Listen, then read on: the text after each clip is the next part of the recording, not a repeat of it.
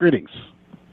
Welcome to the Trade Desk second quarter 2024 earnings conference call. At this time, all participants are in a listen-only mode. A question and answer session will follow the formal presentation. If anyone should require operator assistance during the conference, please press star zero on your telephone keypad. Please note, this conference is being recorded. I will now turn the conference over to your host, Chris Toth. You may begin. Thank you, operator. Hello and good afternoon to everyone. Welcome to the Trade Desk second quarter 2024 earnings conference call. On the call today are founder and CEO Jeff Green and Chief Financial Officer Laura Schenkein. A copy of our earnings press release is available on our website in the investor relations section at thetradedesk.com. Please note that aside from historical information, today's discussion and our responses during the Q&A may include forward-looking statements. These statements are subject to risks and uncertainties and reflect our views and assumptions as of the date such statements are made. Actual results may vary significantly, and we expressly disclaim any obligations to update the forward-looking statements made today. If any of our beliefs or assumptions prove incorrect, actual financial results could differ materially from our projections or those implied by these forward-looking statements. For a detailed discussion of risks, please refer to the risk factors mentioned in our press release and our most recent SEC filings. In addition to our GAAP financial results, we present supplemental non-GAAP financial data. A reconciliation of the GAAP to non-GAAP measures is available in our earnings press release.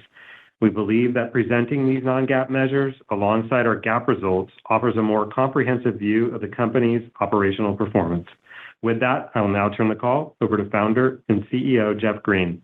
Jeff? Thanks, Chris, and thank you to everyone for joining the call. As you've seen from the press release, we delivered very strong growth once again in the second quarter. Revenue was up 26% to $585 million. Our growth rate significantly outpaced the rest of the digital marketing industry, just as it has every quarter for the last few years. I'm convinced that our success has been forged on the back of consistent, strong, 20% plus revenue growth year after year for the past several years. By comparison, our ad-funded peers have gone through periods of much lower growth and even stagnation in some cases. That means we're consistently gaining market share quarter after quarter and year after year. And I firmly believe that's because we continue to bring the best innovation and best value to the market. And perhaps more important, I believe that we will continue to outpace the market in the years to come, led by areas such as connected TV, which are only getting stronger. In fact, one of the most bullish things happening in advertising today are evident in our performance. Through the first half of this year, CTV growth has accelerated versus the first half of last year. Before I get into the core of my remarks, let me make a macro observation about the marketing and advertising industry. I've recently been meeting with many CMOs from the world's leading brands around the world, including at the recent Cannes Lions Festival in France. Through all of these meetings, one thing has become very clear to me. These leaders are dealing with a lot of uncertainty. They are looking for answers and they are looking for partners who can help them. The pandemic was the nucleus of a great deal of change for them. The pandemic has been followed by several years of economic uncertainty, whether it's inflation or dramatic changes in fiscal and monetary policies around the world, or supply shortages, or unpredictable consumer demand. One top CMO talked about the difficulty of what he described as, quote, the illusion of growth, unquote, where it appears that companies are doing well. Stock prices are up, but the average consumer feels more constrained than ever in terms of purchasing power. That has significant implications on how companies market products, from pricing to packaging to advertising. And perhaps more than anything else, it's putting a premium on the efficacy of marketing. More than ever, CMOs have to prove that what they are doing is working. And increasingly, that means revising traditional dependencies on cheap reach and all the legacy mechanisms and beliefs that support cheap reach. It means embracing the power of programmatic, data-driven advertising. We are convinced that the only scaled response to all the changes CMOs and agencies are facing is to embrace data-driven buying. To get a healthy and competitive global economy, all roads require scaled programmatic advertising, and that bodes well for the long-term prospects of this company, The Trade Desk. As a result of these trends, our relationships with the world's leading brands and their agencies are only getting stronger. It's one of the key reasons we continue to significantly outperform the market and why I believe we'll continue to gain share in the years ahead. I'd like to spend the bulk of my time unpacking this a little, because I think for most leading CMOs, there's a growing bifurcation in the market. It's being driven by efficacy of new channels such as CTD, by the emergence of new conversion data such as retail data, by a growing focus on premium inventory, and by rapid advances in the innovation of our industry. Let me start with this point around efficacy. I often talk about how we compete against walled gardens, and to give them due credit, it's very easy for companies to work with big tech walled gardens. They offer easy on-ramps to massive scale in terms of ad impressions with the promise of easy mass reach. And of course, for the most part, they also control the scorecard. So it's very easy for walled gardens to take credit for things like last touch attribution or last click attribution, while in the process, disintermediating a brand and their customer and giving little or no credit to the rest of the marketing funnel. For many marketers dealing with macro uncertainty over the last few years, this cheap reach solution has been attractive. But more and more CMOs, especially those at the world's leading brands, have become concerned with the flaws in this strategy for a number of reasons. A few of those: first, much of the mass scale is predicated on cheap, owned, and operated content, which is often just user-generated videos or social content that is essentially free to produce and ultimately mostly lower quality and higher risk for large advertisers. The big tech owners of this content have an inherent incentive to direct demand toward it because the margins on it are so significant. But it's often not where the marketers' target customers spend most of their time, nor where they're the most leaned in. Second, after several years of uncertainty, the business flaws of cheap reach are more apparent than ever. If a CMO has been going to the CEO or CFO and saying, "Look, I was able to drive down costs, and the scorecard says it's working," but then a couple of years later, down the road, business results are not consistent with those marketing metrics. And as a result, there's a disconnect. This is arguably one of the main reasons that CMOs have the shortest tenure on the C-suite. Marketing performance data predicated on cheap reach that doesn't match up with the business outcomes over time. And last, leading CMOs at large brands have been leaning into alternatives to this cheap reach that offer much greater efficacy and, by extension, a much closer correlation to business performance. At the center of this is the revolution in TV advertising, driven by the mass shift to streaming TV, where advertisers get to target based on authenticated logged-in users. And building on that is the emergence and availability of new kinds of marketing conversion data, such as retail data, where advertisers can understand the impact of campaign spend on actual customer outcomes much more clearly. Take HP. They recently came to us to test the efficacy of CTV advertising using UID2. Buying on Disney Plus and Hulu on our platform, they were able to drive a 23% reduction in cost per unique household reach with much greater precision and frequency management.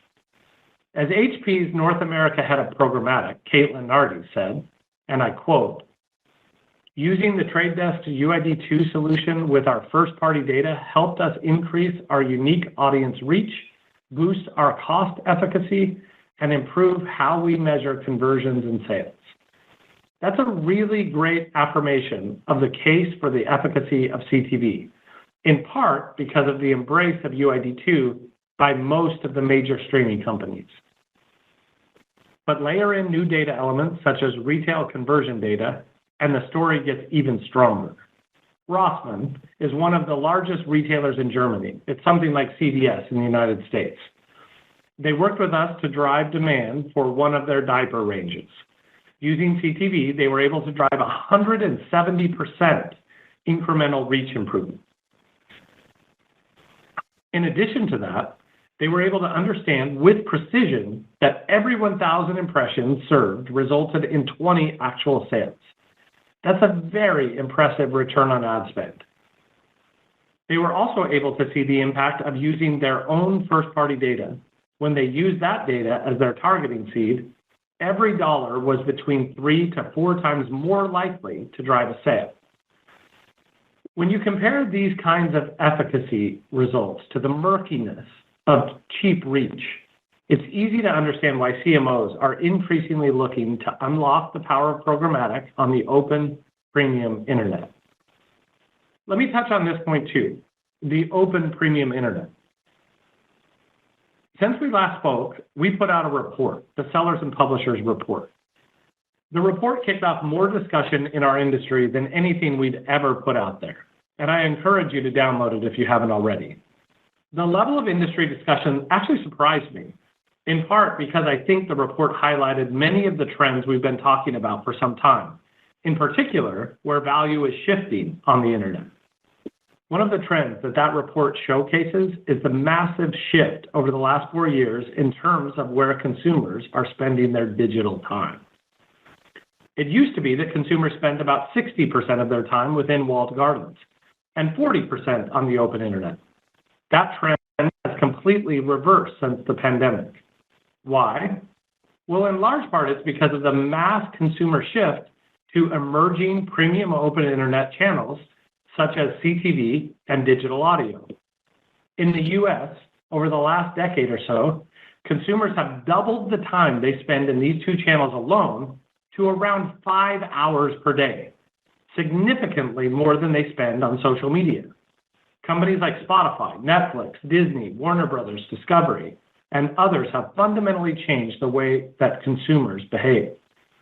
I would also add that the time that consumers spend in these channels is much more leaned in and engaged than the time spent on channels such as social media. You're much more leaned in when watching the latest hit show or the Olympics or listening to your favorite podcast than you are watching endless short videos of teenagers pulling wheelies on the West Side Highway. To come back to my earlier point, while walled gardens have always done a good job of providing easy access to ad impressions at scale with their own reporting system, today advertisers have an alternative. For large brands, the premium open internet now rivals walled gardens in terms of scale, thanks to advances in key channels like CTV and audio. But that's where the similarities end. On the open internet, advertisers get to showcase their brands against premium content, where their targeted audience is highly engaged, and they get to measure campaign performance with much greater rigor based on high levels of authentication and actual consumer conversion data. So while walled gardens still account for the bulk of global advertising spend, we're starting to see many cases where the open internet is commanding the first dollar. CMOs of the world's leading brands also recognize that certain channels, especially digital audio, represent tremendous value considering the amount of consumer engagement in those channels. On average, in the US, consumers spend around 3 hours per day listening to music, podcasts, and other types of digital audio. And yet digital audio commands a small fraction by comparison of advertising demand. But that's beginning to change, especially as companies like Spotify make investments to enable more programmatic and automated buying, as they highlighted in their most recent earnings call. I would be remiss not to touch on the ever-evolving identity landscape in the context of all of this. What I hope you've noticed in many of our recent reports, including recent earnings reports, is that UID2 has been embraced across the digital advertising ecosystem, but perhaps most aggressively by channels that never relied on cookies to begin with, particularly in CTV. UID2 has never been a direct cookie replacement. UID2 has always been about building an identity framework that is much better than cookies could ever aspire to be. It's addressing much bigger issues and is expected to have more ubiquity than cookies ever did or do. An identity framework that works across all digital advertising channels, not just display, and distributes control among many advertisers, publishers, and consumers, not just a couple of walled gardens that own browsers. UID2 improves consumer privacy controls while preserving the value exchange of relevant advertising for free content, the essential value exchange of the internet. As most of you probably know, recently Google announced a change in their long-promoted plans. They reversed their plans and suggested they're no longer getting rid of third-party cookies. I have long predicted that Google would never deprecate cookies. I've never believed it would make much strategic sense for them to do so. And we're seeing that play out now. It's really hard to claim leadership on privacy while also consolidating control over identity, especially when that control is so important to preserving your ad demand in channels such as YouTube, all derived from search. I don't know where Google goes from here. We've gone from cookie deprecation to FLoC, to privacy sandbox, and back to no cookie deprecation.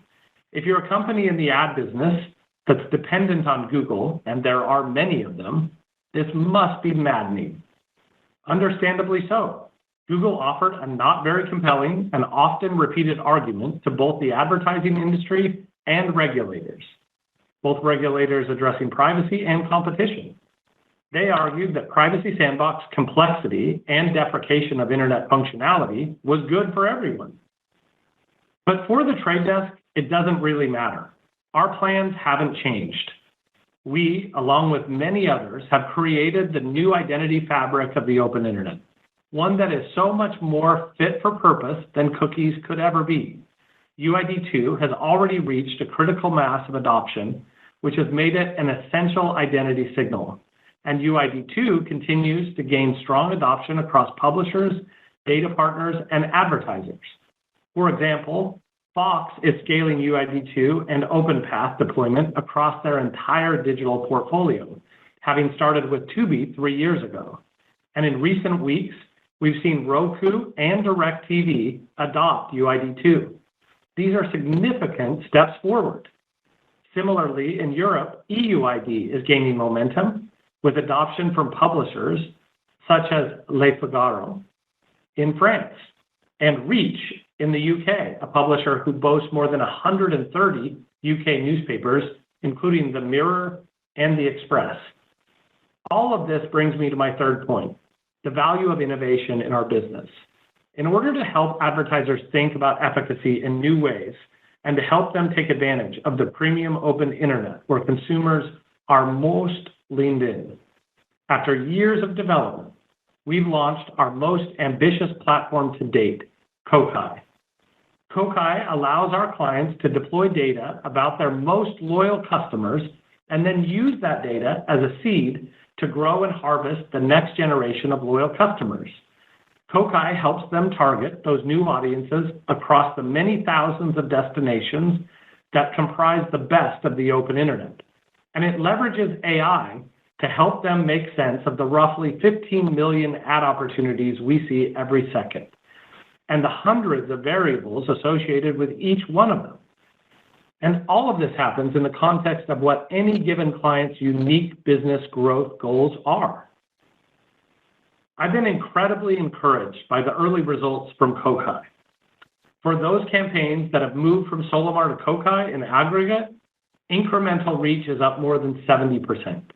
Cost per acquisition has improved by about 27% as data elements per impression have gone up by about 30%. In addition, performance metrics have improved by about 25%, helping to unlock performance budgets on our platform for years to come. So our clients are getting more precise, more cost efficient, and then they're able to reinvest for even more reach and drive a much better return on ad spend. Given everything I've said about what CMOs today are trying to accomplish and the pressures that they are under, I firmly believe that we have met the moment with CoCut. We are still in the very early days of programmatic advertising. We are just getting started in terms of how data-driven precision will help advertisers optimize every dollar of their ad spend. At end state, all of the rapidly approaching $1 trillion advertising TAM will be digital, or at least transacted digitally, and the vast bulk of it will be transacted programmatically. And we are thrilled and thankful to be partnering with the world's most forward-thinking marketers as we bring that value to life. We believe we've aligned our interests with theirs, creating a very bright future for both of us. Let me bring my remarks to a close by summarizing what all of this means for us and why I believe the Trade Desk is positioned so well to capture more than our fair share of that $1 trillion TAM. We're in the midst of a period of tremendous change in our industry. Change that's the result of macro market pressures as well as rapid innovation, such as CoCut. A powerful open internet advertising ecosystem is coming of age, one that provides a compelling alternative to the cheap reach dynamics of walled gardens. That ecosystem includes the world's leading streaming TV and digital audio companies, almost all of whom are partnering with us in new ways. From Disney to Netflix to Roku to Fox to NBC with the Olympics, these companies are trusting the Trade Desk to bring them the most valuable advertising demand. The world's leading retailers and commerce data companies are partnering with us to help advertisers close the loop on campaign spend to consumer purchase. Partners across the ecosystem are working with us to build the new identity fabric of the open internet, and we're pioneering new innovations that help advertisers take advantage of their data, target new audiences with efficacy, leverage AI as a co-pilot, and embrace the very best of the open internet. In doing so, we are offering premium value to our clients, and as a result, we are solidifying our position as the default DSP of the open internet. As I've said many times before on these calls, our profitable business model gives us incredible flexibility to make investments and continue to drive growth, and to always think about driving innovation and value for the long term, not just this year or next. Working with our clients and with their needs in mind, we're not afraid to make the big calls. And you see that every day in how we develop our partner ecosystem, how we innovate, and how we help clients harness the value of the open internet.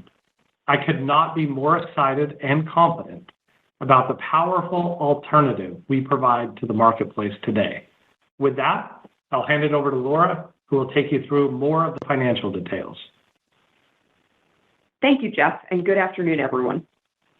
We delivered a strong second quarter with revenue of $585 million, representing 26% year-over-year growth. During the quarter, we benefited from a relatively stable digital advertising environment supported by both agencies and brands. We continued to gain market share as more advertisers sought greater efficiency and measurable results, particularly in CTV and retail media. Our business model, with its wide range of large advertisers and vertical markets, also contributed to our success. Additionally, our growing access to premium inventory, including major events like the Olympics for the first time through NBCU, as well as gaining access to platforms like Roku and Netflix, also help ensure long-term durability and success, something we take great pride in. With the strong top-line performance in Q2, we generated approximately $242 million in adjusted EBITDA, or about 41% of revenue. When we outperform on the top line, we often see that outperformance throughout our financial statements, as was the case again in Q2. I'm proud of our focused efforts to consistently generate meaningful, positive EBITDA and free cash flow, while continuing to invest in the critical areas of the business that will drive our future growth. From a scaled channel perspective, CTV, by a wide margin, led our growth again during the quarter.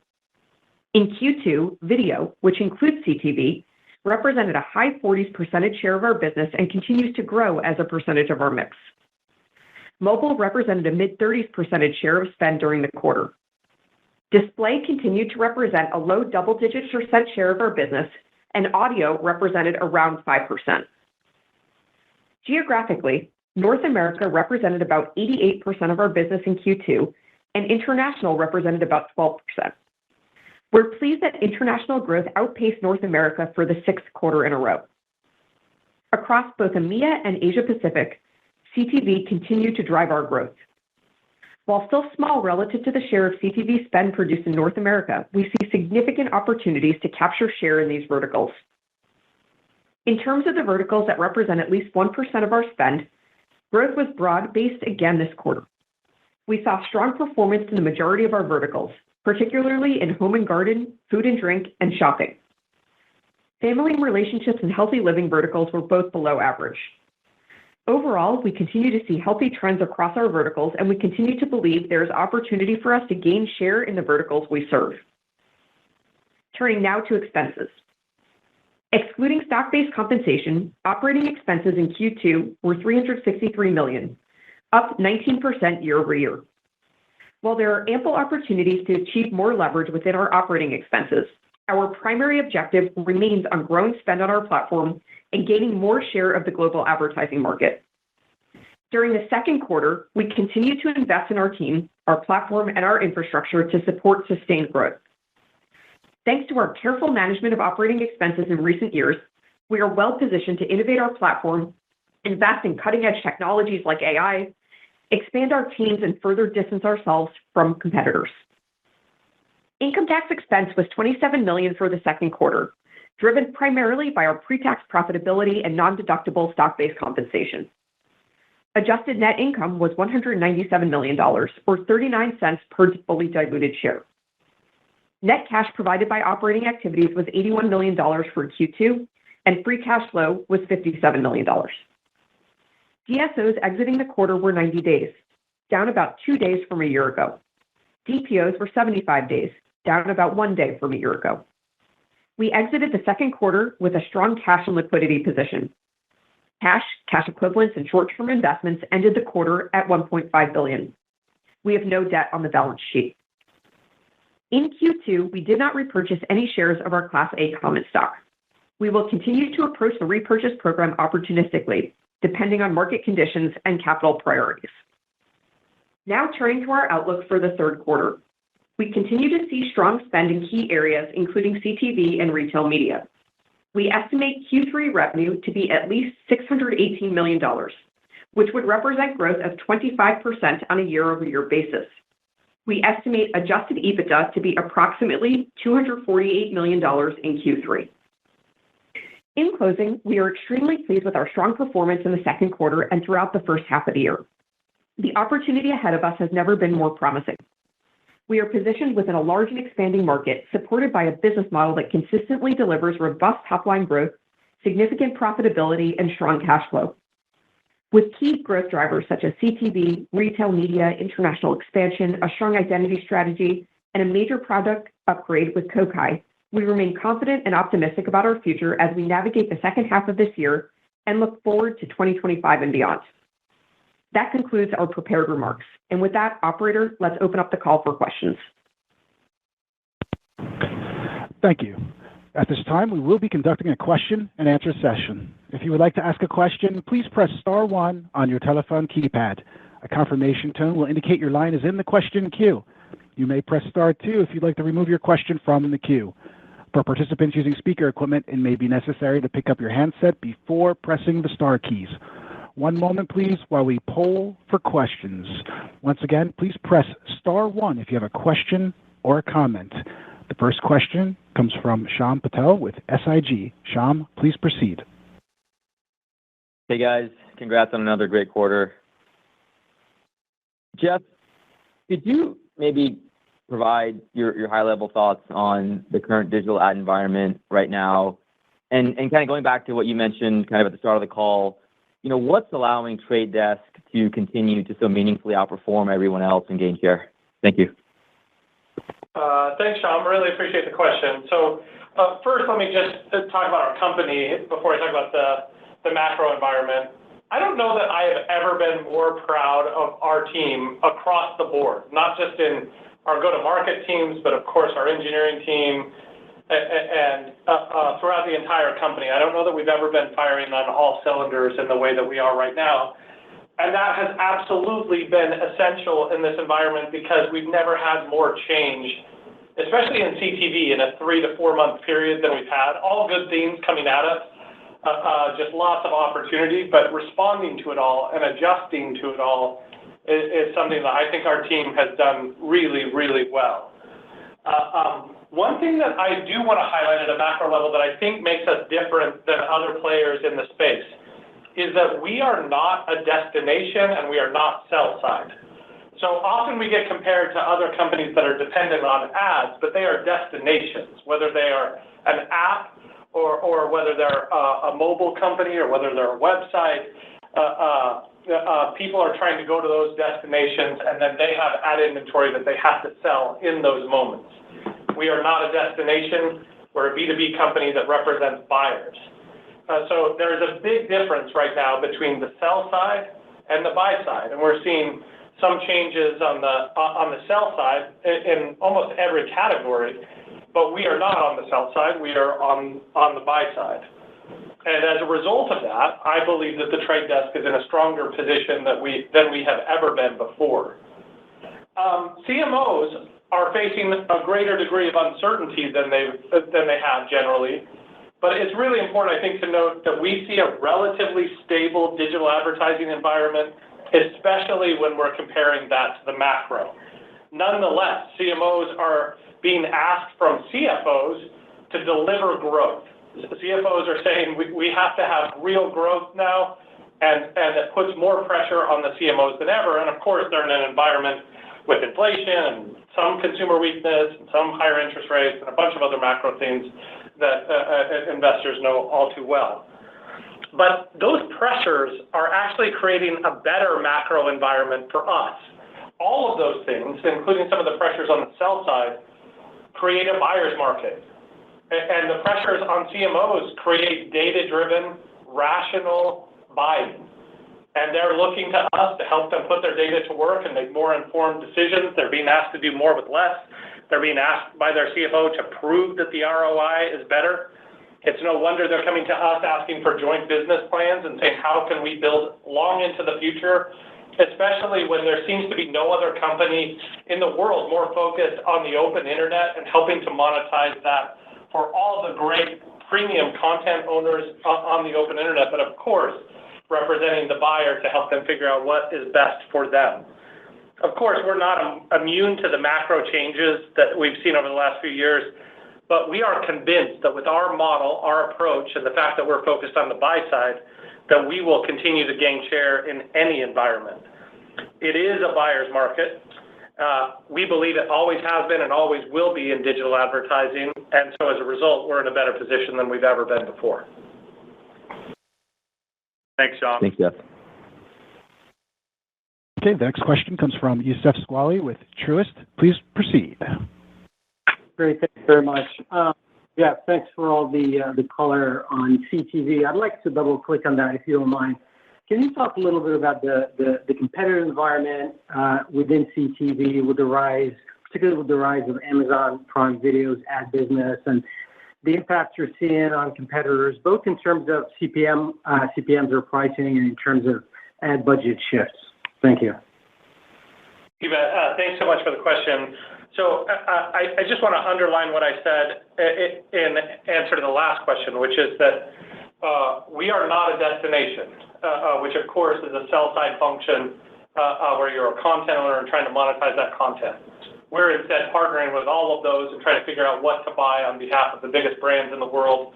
And by representing the buyers in a buyer's market, we think we're in a stronger position than we've ever been before. As it relates to the competitive nature of the ad environment, I mentioned also in the last question that I don't know that we've had a 3 or 4 month period where we've seen more change. I think it's worth highlighting a couple of those. So Netflix announced in that time frame that they will expand their buying capabilities to include the Trade Desk as one of its main programmatic partners going forward. Fox announced an expanded partnership, which I incidentally worked with them personally on this to expand to UID2, of course, and OpenPath across all of Fox brands and the AdRise technology platform. EW Scripts is one of the first CTV content owners to adopt OpenPath, which is a new single sign-on that we're launching, or just launched. Roku is adopting UID2, of course, allowing advertisers to implement more precise targeting and put their data to work as they're buying media on the Roku platform. And of course, in EMEA, CTV is leading the EUID adoption with major players like TF1 and M6 in France, for instance. So that's all just in the last 3 or 4 months. But of course, that sets a contrast to what you're seeing in at Amazon, which I would just say is another rollout of a walled garden. And the reason I say that's in contrast is because all those companies I just mentioned, I would argue that the decisions that they made are to join the open internet and to recognize that the walled garden playbook doesn't really work in CTV. And the reason why the walled garden playbook doesn't work in CTV is because nobody has enough share to be draconian or even to target well, even to be effective, because of the fact that TV is fragmented. There is no one single player that has anything close to what Facebook does in social or what Google has in search.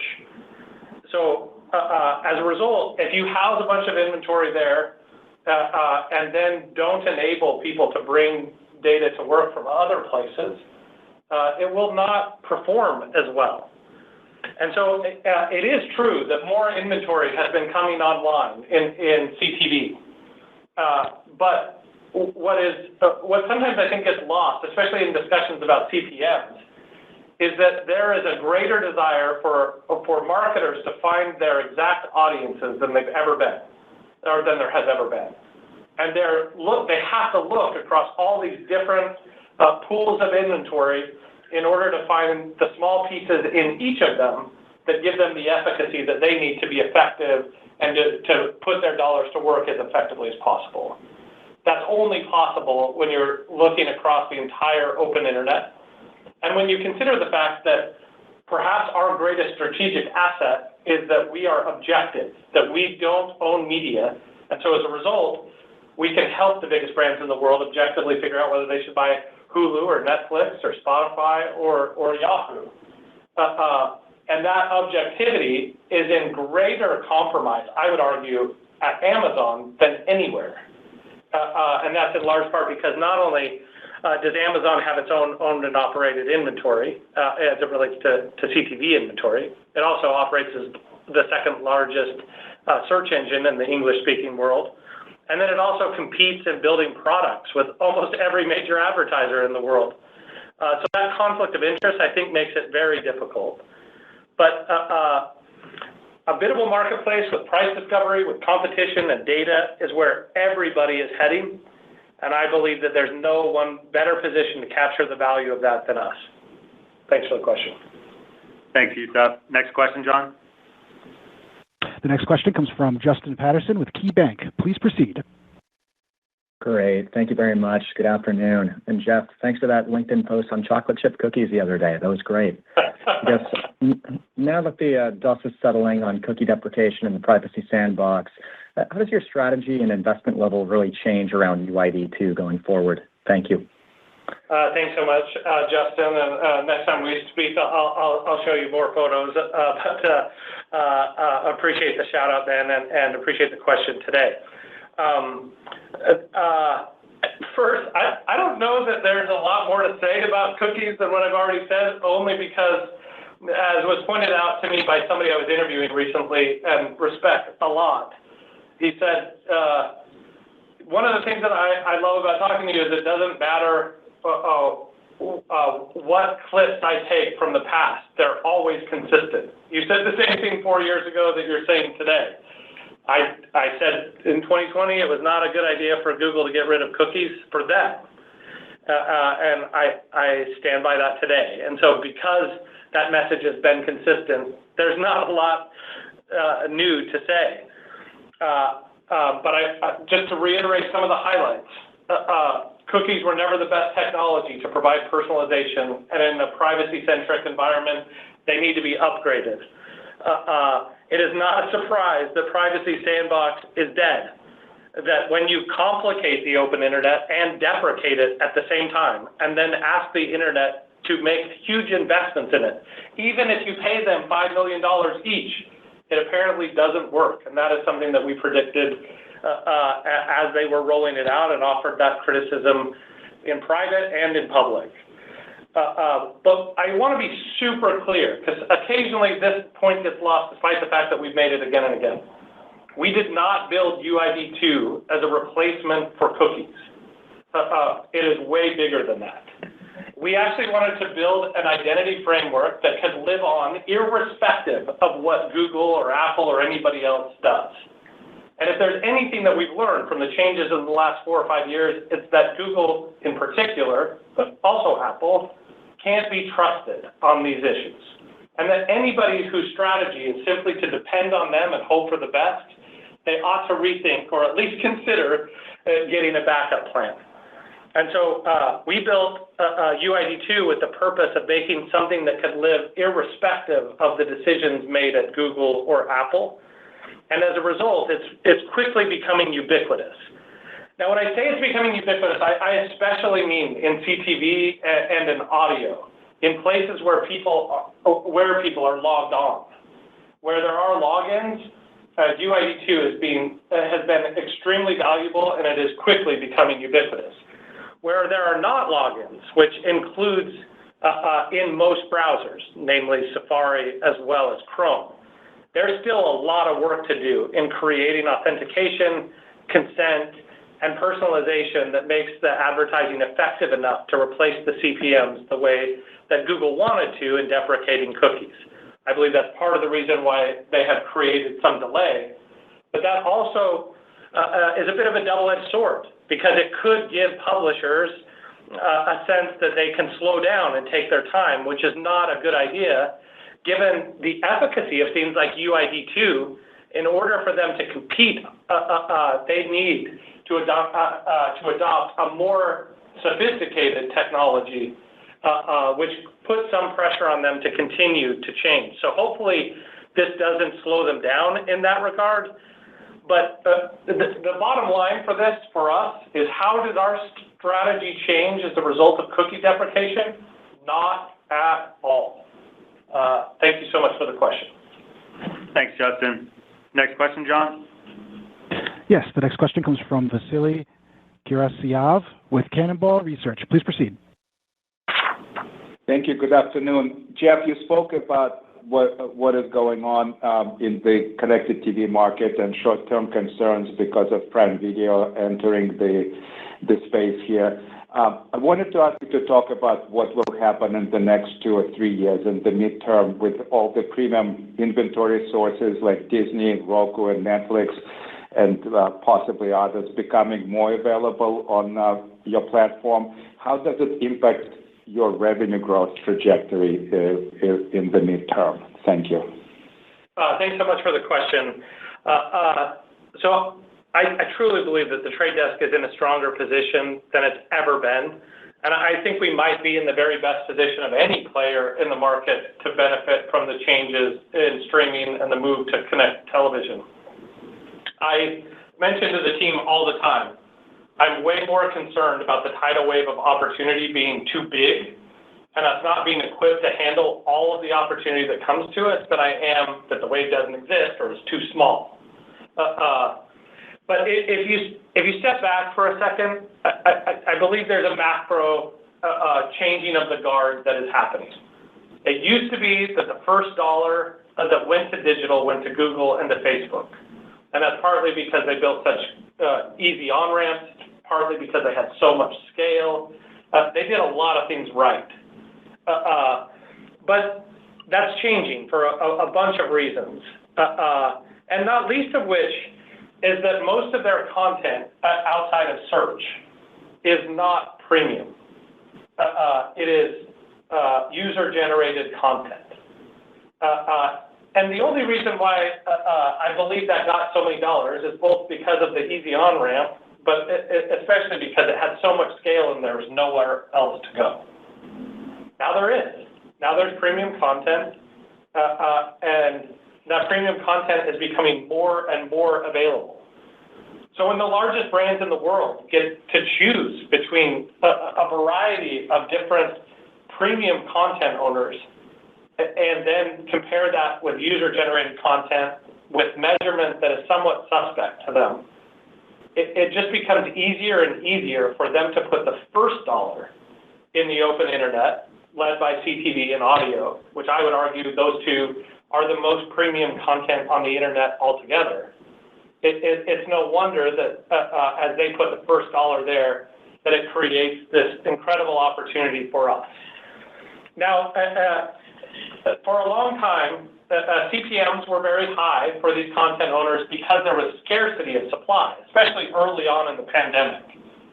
But as a result of all of them seeing the benefits of ad-funded models, or at least hybrids, where you can have a subscription and also ads, and let the consumer pay however they want, they're seeing that they can get incremental subscribers by offering them ads, in part because many of them had subscription fatigue and had so many different options to choose from. But we've seen a little bit more of a surge of inventory than we've seen in the past. And so as a result, that requires some restabilizing or rebalancing of CPMs and what gets bought and what doesn't. You asked what's going to happen over the next couple of years. I believe they're all going to get the balance right. They're not going to get too many ads in a commercial break, and also not too few. And consumers are going to be able to pay however they want. And they're going to have access to more subscriptions than they have today. And that will, in large part, be brought to you by ads that will be more effective than they've ever been in television history. And so when you put all of that together, I really believe that we're on the early path to the most effective television ecosystem ever, where you have premium content that is getting funded at rates that we've seen in recent years, but not just on speculation. It's actually being funded and paid for because of these dialed-in hybrid ways that I believe will be better than it's ever been before, in part because the content is better than it's ever been before, but also, and maybe especially, because the advertising itself will be more effective because we can put data to work in a way that never could have happened in linear television. So as we see some of the legacy media companies struggle a little bit, I believe their only way out is programmatic advertising. It's data-driven advertising that will get them higher CPMs, and it will make all of our clients compete to be on their platforms, and it will get them incremental subscribers. But I think over the next 2 or 3 years, we will see the most effective advertising, maybe ever, emerge out of the digital advertising space. Thanks, Vasily. Thank you. Okay, the next question comes from Mark Mahaney with Evercore. Please proceed. Okay. Hey, Jeff, I just want to follow up on a question I asked you last quarter, except events have changed. And that had to do with maybe the increasing dislocation in the market related to Google and all the regulatory scrutiny. And, since that time, we've obviously had a DOJ decision. We'll probably have another one in the next 3 to 6 months, and probably be negative too. Google Network is now kind of negative on negative, like that revenue base is declining on a base that was declining. And I just wonder if that's what you're seeing in the market, and CMOs are really coming to you and looking for more aggressively for an alternative than they were in the past, particularly in light of the regulatory and legal changes that Google is almost certainly going to have to face. Thanks, Mark. I really appreciate the question, and you couldn't be more right that the world changed a lot since the last time we talked about this on this call roughly 90 days ago. So yeah, you're right. 2024 is shaping up to be a very big year on the regulatory side, and as probably almost everyone hearing this knows, the Department of Justice won in their suit or trial against Google as it relates to Google search. And there, of course, is another upcoming trial that will begin likely in September, where the Department of Justice is suing Google over anti-competitive practice in ad tech. In my opinion, the Department of Justice's case against Google on the ad tech side is even more compelling than it was on the search side. Now, the one thing that I think Google had in its favor on this most recent case, although it lost, was that it's more simple. It's simpler than the case in ad tech. The ad tech case is quite complicated. But I think it's interesting to point out that one of the things that was under the most amount of scrutiny was the focus on partnerships that were deemed illegal, and the payments that Google made to Apple, for instance, that kept them on the sidelines and limited competition, and that at a moment of inflection, as Cantor highlighted, is a moment where markets need competition most of all. And as we head into this trial, I believe that same discussion about partnership, and especially as it relates to Jedi Blue and Facebook, will come up. I think it will come up around open bidding. And the product that Google deployed called open bidding, and some of the important mechanics about those auctions that I think will likely be scrutinized, but also the partnerships. But even though I do think that all of that will once again be on trial, I think there are a bunch of things that we can predict will happen irrespective of the outcome of that trial. One is what you highlighted early on, which is we have historically competed, and I jokingly say, we competed against the 37th highest priority at Google. Not too long ago, we started competing with the 47th highest priority at Google because it was downgraded. And as you point out, the network business essentially shrinking on shrinking represents, I think, a deprioritization. And as they continue to upgrade their focus on Gemini and cloud and AI and search and YouTube, I think network and open internet is less important to them than ever. I think the cookie decision underscores that same thing as well. So what I think that does is creates opportunity for us that we haven't seen before in this form. I think it also makes it very possible for us to continue to service the open internet and to continue to be very focused on what we're doing. So as they downgrade their focus on the open internet, that's of course been our only focus since inception. So it does create room for us to do more. It does create some uncertainty, especially on the sell side, which is where they're being challenged in this trial, and how that will shape up. But I think the thing that is absolutely certain is that they will be moving more slowly and more carefully than ever. They are a weaker competitor than they've been for us in years past. And as I've often said, we've been winning in an unfair market. Imagine what we could do if we're competing in a fair market.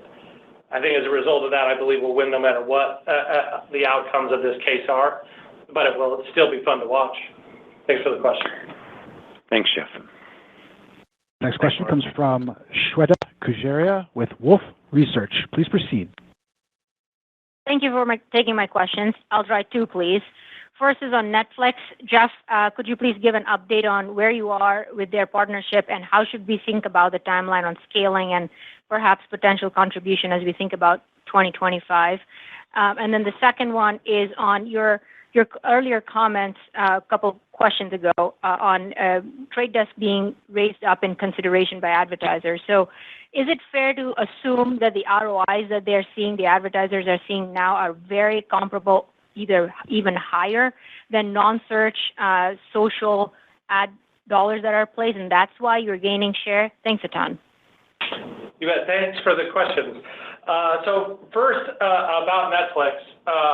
I am so excited about this partnership, and in part because I don't know that there is a partnership where I've had a longer relationship with the C-suite and yet waited so long to have any actual partnership than with Netflix. And it's great to see that they've had some early success with ads, and I'm so excited that we now can talk about our formal partnership and the discussions that we've been having for a very long time. First of all, let me just say I'm a big fan of the leadership at Netflix and believe that they're very rational players, and I love that they, in some ways, come with a very objective and open mind as a result of not being a legacy media company, of not having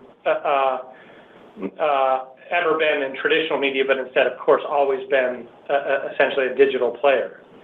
As it relates to the timelines, we have begun some testing. All we're doing really is we're putting real money and real campaigns on it, but it's just testing the pipes, nothing that has scaled.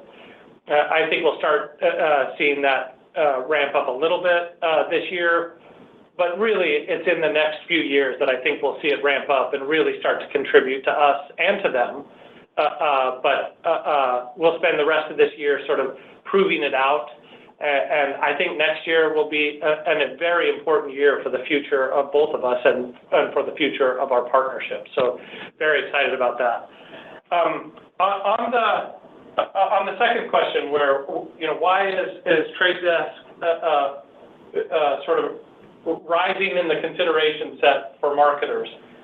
A part of it is absolutely ROI and return on ad spend and all of those performance metrics. And our timing as it relates to shipping Kokai could not have been better as it relates to contributing to those performance metrics.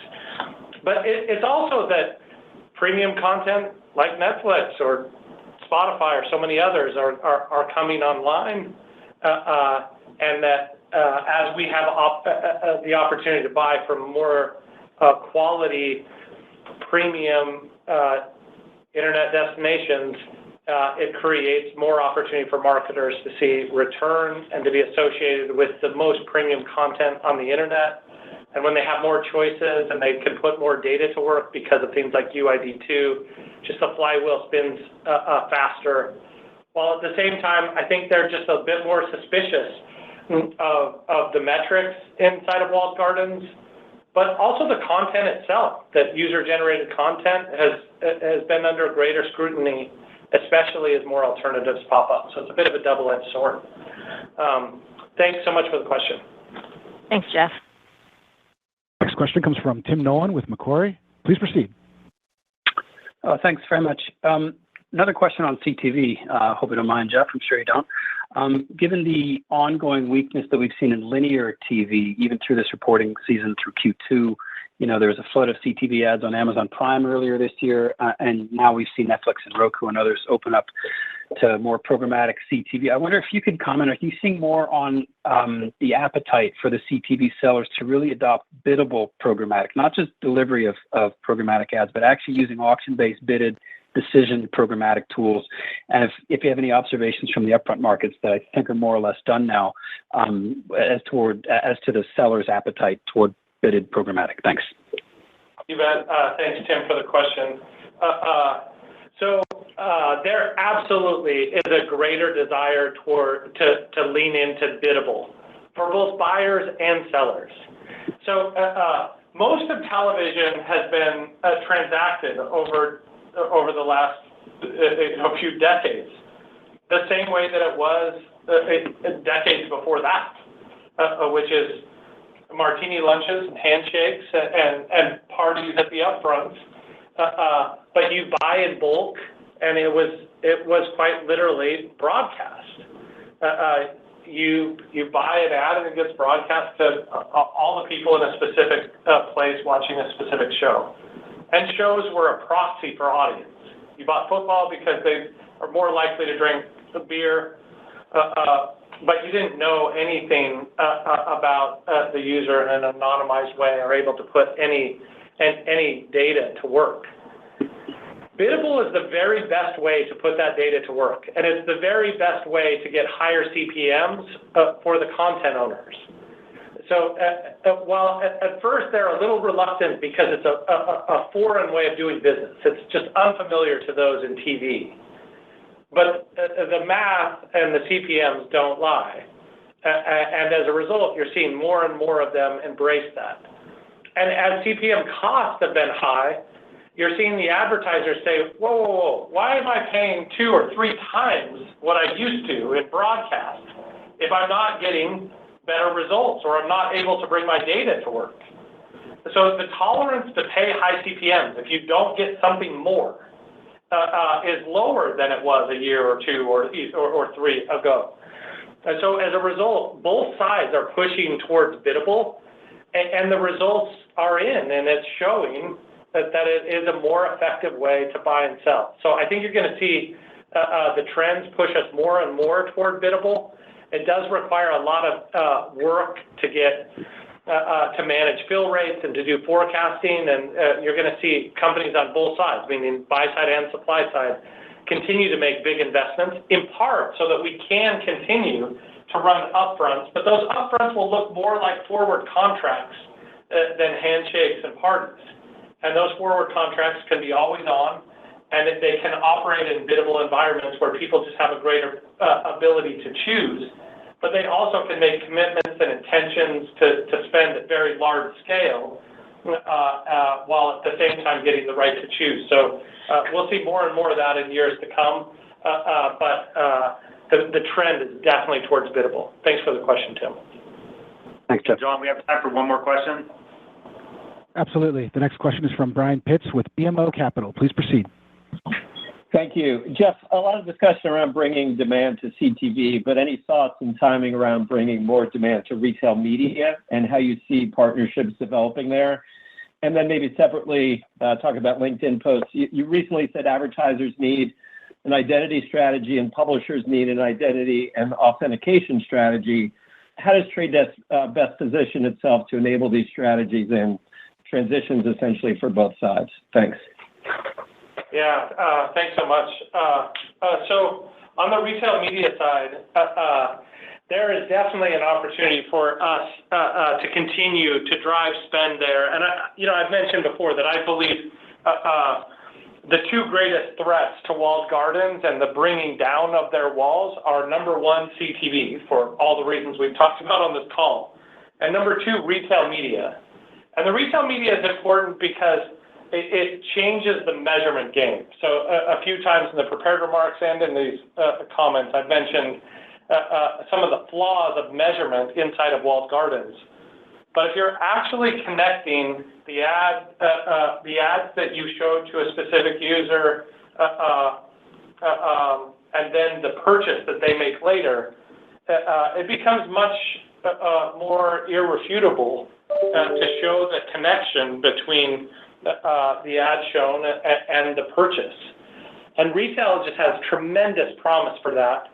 And not only is that good for advertisers, but that is also good for retailers who are all trying to find their way to compete in this digital world and to compete with the Amazons of the world. So our partnerships with companies like Walgreens and Walmart and Target and so many others are just great examples of the opportunities that exist in retail media, and we have merely scratched the surface. And I'm so proud of what we've done with those companies and the others. You're right, I did mention that every advertiser should have an identity strategy, and that strategy can't just be cross your fingers and hope that cookies never go away. And for publishers, they need to have an identity strategy and an authentication strategy. And what I mean by that is when it comes to authentication, if you're not in CTV or audio where 100% of your users log in, and that's not true of all CTV players, but that's true of most of them, then you need to find a way to get them logged in and to address consent, in other words, ask them if you can provide them with personal content, and create a quid pro quo that makes it worth it. Everybody needs to be developing that strategy, especially if you're in browser right now. They've been given a bit more time, but they need to use that time to act. And even if Google does nothing more, you have to use that time to act simply because things like UID are so effective for CTV and audio and other channels, and for those that have logins even in the browsing world, that it will make it so that we prioritize that media over those that are just dependent on cookies or something else. So naturally, over time, it becomes very important. And this is more important for those in journalism than anywhere, just because they tend to move very slow and not be technological innovators. So it becomes really important that they respond to that. And advertisers, if you're not putting your data to work with an identity strategy, in other words, how can I use my data in a consumer-friendly way and privacy-centric way? How can I put my data to work so that I can do better marketing? If you're not thinking about that and honoring the sort of sacred relationship that you have with your customers, then you're doing it wrong, and you're likely to lose to those that are doing that. So there's a fair amount of pressure on both buy side and sell side to sort of get with the times. And all of this change is happening so fast, but all of that is creating opportunity for us at an unprecedented pace. And that's part of the reason why we're so bullish. And when you add the deployment of what I think is our best product yet, and certainly the product that I am most proud of our team for shipping in my whole career, not just at the Trade Desk, in Kokai, I just think we have such a bright future ahead. So thanks for the question and for the discussion today from all of you. Thank you. This concludes today's conference, and you may disconnect your lines at this time. Thank you for your participation.